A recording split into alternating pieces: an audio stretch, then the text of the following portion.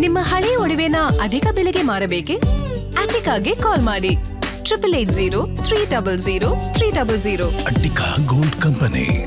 ಪಶ್ಚಿಮ ಘಟ್ಟಗಳ ಪ್ರದೇಶದಲ್ಲಿ ಧಾರಾಕಾರ ಮಳೆ ಆಗಿದೆ. ಘಟಪ್ರಭಾ ಮಲಪ್ರಭಾ ನದಿಗೆ ಒಳಹರಿವು ಹೆಚ್ಚಾಗಿದೆ. ಧೂಪದಾಳ ಜಲಾಶಯಕ್ಕೆ ಸಚಿವ ಸತೀಶ್ ಜಾರಕಿಹೊಳಿ ಭೇಟಿ ಕೊಟ್ಟಿದ್ದಾರೆ. ಗೋಕಾಕ್ ತಾಲೂಕಿನ ಘಟಪ್ರಭಾ ಸಮೀಪ ಇರುವಂತಹ ಧೂಪದಾಳ ಫಾಲ್ಸ್.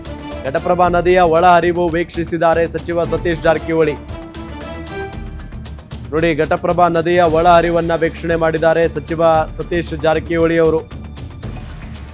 ಪಶ್ಚಿಮ ಘಟ್ಟಗಳ ಪ್ರದೇಶದಲ್ಲಿ ಧಾರಾಕಾರ ಮಳೆ ಆಗಿರುವಂತಹ ಹಿನ್ನೆಲೆಯಲ್ಲಿ ಘಟಪ್ರಭಾ ಮಲಪ್ರಭಾ ನದಿಗೆ ಒಳಹರಿವಿನ ಪ್ರಮಾಣ ಹೆಚ್ಚಾಗಿದೆ.